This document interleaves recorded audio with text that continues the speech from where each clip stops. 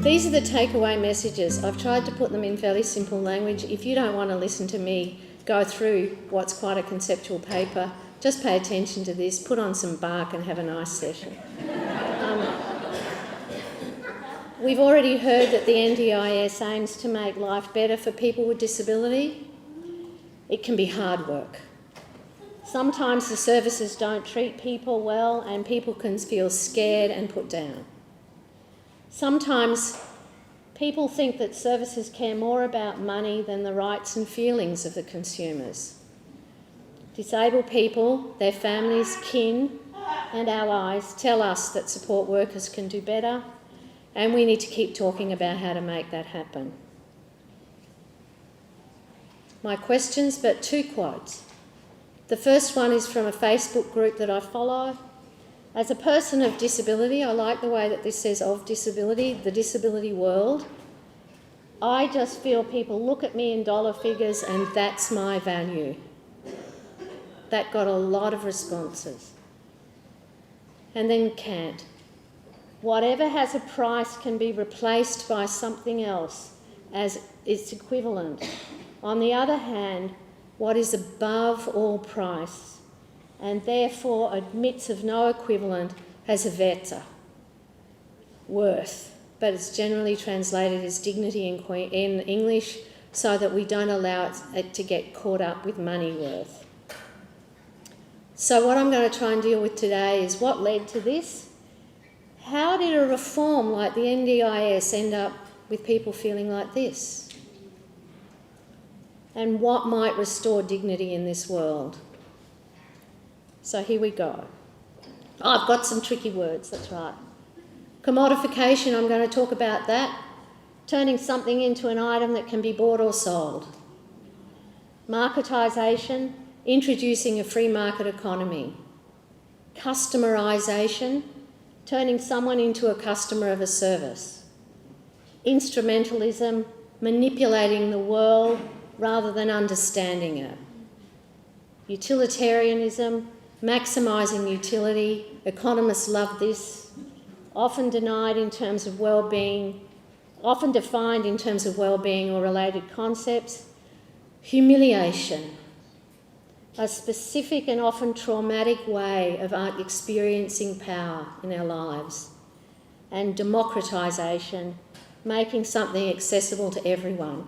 I'll leave that there so that you can check when I use these words. Now I'm going to crack on with this paper.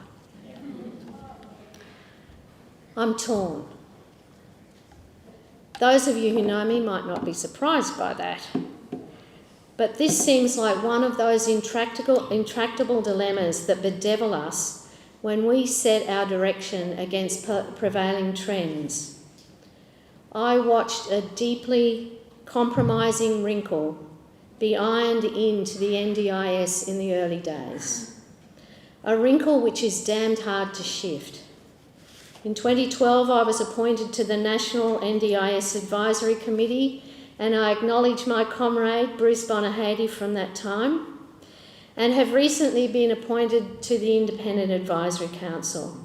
From 2014-16, I was a Chief Investigator in the formal evaluation of the trial of the NDIS, and I am currently a participant in the NDIS. So here is my present dilemma. How do I tell the story of the latest processes of commodification of people with disability while holding as real and provocative the hope that this is not how things need to be?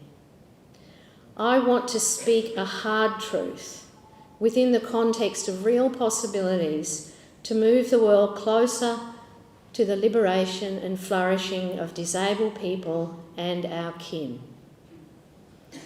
To do this, I invite you to join me in being half a shade braver, as the poet David Whyte calls it.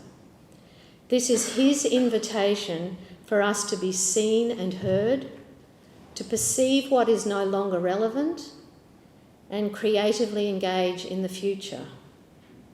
Where are we here? To do this, we need to look with honesty at the latest changes in health and human services that threaten the full and dignified humanity of those seen as disabled. We know that most participants in the NDIS and those using a full range of services and supports are pleased with the opportunities that have opened for them. I'm one of them, but I know I'm in a minority. We also know that those who experience corrosive and cumulative disadvantage, whose capacity is constrained through a combination of impairment and oppression, whose families are alienated, disempowered, or stretched beyond endurance, whose conditions present complicated and hard to address needs that disrupt their days, are those who will not find customer power sufficient to address their vulnerable rights and dignity. It is these people and their kin who occupy my thoughts today. Commodification, the process of turning something, or in our case, someone, into an object to be bought and sold, is not a recent phenomenon in disability world. Ever since disability services emerged in Australia, we have been used to raise money for those who declare themselves our carers and supports. When I was working on the socio-cultural history of disability, I came across documents generated across the last 150 years to induce governments and charities to shell out for those positioned as hopeless, helpless, destined for exclusion, ineducable and ungovernable, admirable in their attempts to overcome, pathetic in their incapacity to contribute, dependent, a spur to medical intervention, deserving of compassion, care and containment. Here's a quote from an article in 1992 published on the Australian Institute of Health and Welfare site. Governments expect us to count clients, display them, sell them and exploit them. It can be the most disgusting act of indignity imaginable and says much about government expectations of welfare agencies. I think this is evident in our current world. What does this mean in our relationship with the NDIS? And by the NDIS, I mean the whole thing. I mean participants and their families, the NDIA, the Commission, and all the service providing organisations, and particularly with an expanding services market.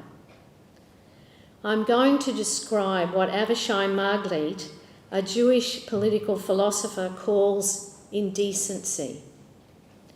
He says that an indecent society is one which uses its institutions to humiliate its citizens. He stresses, and I want you to remember this, that there is no inherent indignity in disability. Your dignity is not compromised by your need for others to assist with bodily functions or to hold you in times of high mental distress. For humiliation in this way to be real, the target does not even need to experience the shame at an emotional level. Rather, they are seen as the subjects of processes and relationships which require them to show neediness, becoming subject to loss of autonomy and at times self-respect. Marglit also describes a civil society as one in which the citizens treat each other with respect. It is possible to build a decent society by forging respectful institutions while not living in a civil society, because violence and uncivility have not been eradicated in intimate and social group relations. Sadly, however, the two are likely to be present at one time. Marglit also distinguishes a just society which directs its resources to a range of groups or individuals from the decent society. As Ledbetter puts it, a welfare state might deliver a just distribution of income and benefits, but only at the cost of a highly intrusive, dehumanising bureaucracy which humiliates people by turning them into little more than numbers. There may in Australian society be some gains on the civility front, but I fear losses here as well. We hear the R word in common usage. Children still report bullying and shaming at school. I personally deal with slights and put-downs in my daily round, and diversity claims are increasingly viewed as lacking merit, cynically fuelled by advocates who tell clearly inadequate people that they have a right to recognition, respect and rights fulfilment. This requires our persistent vigilance as it gets sucked up into policy and practice. So here is my broad brush overview of how we, in the disability movement, not only fail to avoid indecency, but may have unconsciously contributed to it. I think that the NDIS brings us closer to justice, but fails in the test of decency. There is more money in the system, and more people can access resources for daily support. But these advances have come at a cost, and that cost is a new manifestation of commodification. Over the last 15 years, several policy pulses have shaped the experiences of current participants.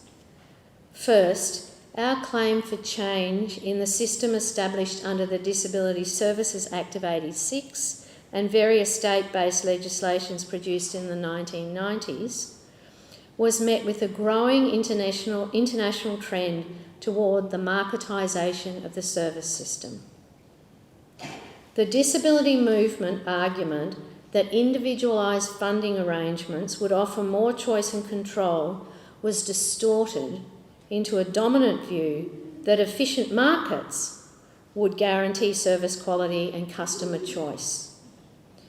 We hold within living memory knowledge of what a free market looks like in disability.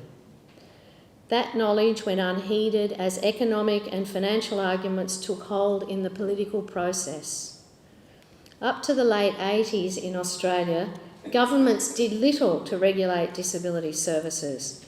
Models such as group living, segregated employment, limited community involvement, underdeveloped rehabilitation, and were rife, and persistent abuse and neglect were the result.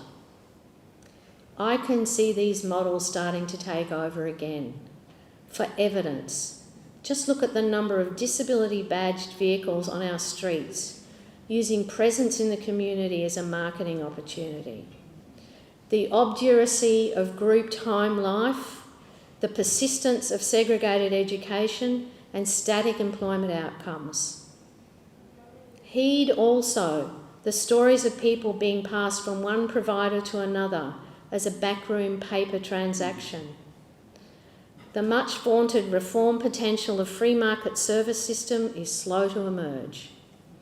And it's not surprising that people are talking about being valued only for the size of their package. Second, at this time, the global disability movement ran an argument that support requirements should be determined through functional assessment, rather than assumed in diagnostic prediction. This claim was well grounded in an analysis that diagnosis should not mean destiny. This body leads to this life. The shadow of this approach, however, was to retain a notion that the person's impairments are the main obstacle to a good life. To see that the only thing that matters in a person's life is to shift the balance from limited function to supported function. This leads to the prevailing view that the way to maximise the package is to maximise the functional deficits of the person. The result is a splintering of the person, a limited understanding of genuine fundamental need, a tying of life goals to performance, a shift in responsibility for change from environments that thrive on exclusion back to the person, the child and their family, to demonstrate efficient use of resources. Full assessment based on a deep understanding of the person including but not limited to investigation of impairment, was diluted by eligibility models based on narrow function and diagnostic tests, privileging professional power over a rich understanding of the person and their worlds. This utilitarian approach, manipulating the lives of people into an acceptable image rather than building a truly personalised approach, has led to a superficial customerisation across many of the providers. When we become a customer in a market, we are enlisted into a fragile system that cannot focus on our needs and desires. A customer is only ever valued for their purchasing power. Personalisation, distorted into customerisation, neglects our civil and political rights, cares not for our dignity, nor whether what we have bought works for us. Satisfaction ratings are a thin message, telling us little about how our flourishing is bolstered by these resources. Finally, we see how the claim for choice and control in our daily lives became trapped in the market world, such that the ultimate measure of our power is viewed as the capacity to change provider. Sadly, we can see how easily we were co-opted here. The need for choice and control was really a plea for democratisation, not for becoming a customer. Democratisation was and is a claim made against a history of limited or no self-determination, and I mean this for all people. It speaks to how daily life is lived with a positive vision about our place as citizens. The democratisation approach is about amplifying voice and vision of the people affected, not a changed accountancy framework. So you can see how disappointed I am that at each crucial step in the evolution of the NDIS, the messages received from the disability movement and the disability community generally were interpreted through the dominant trend toward marketisation. And further, that the emergence of new players in the service world favours those who wholeheartedly embrace a view that customerisation is an expression of choice and control. These new players, not all I hasten to add, do not seem to be able to link valorisation with the functional approach, to see the significance of relationship in moving beyond simply servicing bodies while being seemingly unaware of the lurking indignity in being valued only for the dollars. To return to my present dilemma, my intention has been to demonstrate how the messages of the disability movement were distorted under the pressure of marketisation policies. Sitting in this uncomfortable truth, I must ask, how do I find a provocative hope and realistic change path that restores dignity while supporting justice? Change requires a commitment to transformational values in conversation with open-hearted and open-minded others, as well as political moments to influence. With regret, I must say I do not have a detailed plan for change, as I'm still trying to locate opportunities in our current context, but I can discern something of its direction, and I look forward to hearing your thoughts and plans on this. These, however, are the stars by which I will continue to guide my work and my life in disability world. My 5 commitments as I strive to be half a shade braver. 1. I will not deny the shadow of our recent history, including how our claims can feed forces that appear beyond our control. 2. I will take up the challenge to link rights and dignity according to the purpose statement of the Convention on Our Rights, to promote respect for inherent dignity. I will not shrink my focus to designing processes that preserve dignity to the NDIA alone, but require it of services and support markets. And I will celebrate what we all know. This is the theory of change that sits at the heart of Crewe's work, that freely given relationships, social valorisation, and a developmental commitment to liberation and flourishing provide an antidote to all the shaming the world can throw at us. You are the geniuses and the experts in this world, and I can see its fruits daily. To maintain this wide focus, I will strive to develop a theory of change within new systems. Our models of advocacy on social policy and practice are no longer able to locate and muster the sites of influence in a market. To make your work safe and widespread, we need to do more work here. So before I finish, I offer this challenge. Let us keep learning about having difficult conversations focused on truth-telling, truth-hearing, solution-seeking and change-building.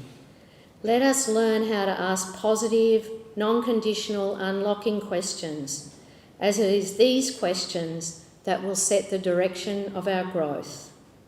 Inquiry is always intervention and a beginning point in releasing our capacity to build an inclusive world for all. And in the spirit of turning things upside down to enliven our perceptions, I am now going to acknowledge that we are present in the sacred, sovereign country of the Jagera people and the Turrbal people, and acknowledge the cultural wisdom present here today and throughout all disability worlds in Australia. We are here in solidarity, knowing that the mechanisms of the state and the market to control, segregate, incarcerate, disenfranchise and dehumanise produced shared pathways for First Peoples and disabled people, delivering a compounding effect in the lives of First Nations people with impairments. We are here in solidarity, knowing that the work for liberation and flourishing calls us into deep listening and discovery of shared goals, shared work, shared conversations and shared celebrations. The amplification of leadership of disabled people cannot be built on the silencing of others who know only too well the sharp moments of discrimination, always based on so many ways of saying, you are not worthy to live among us, to work with us, to lead us into a prized future. An inclusive future for all must be realised and sustained by amplifying the leadership of those who Jeanette Winterson describes as the bearers of the difficult beauty necessary to disturb the world. #nothing without us, nothing.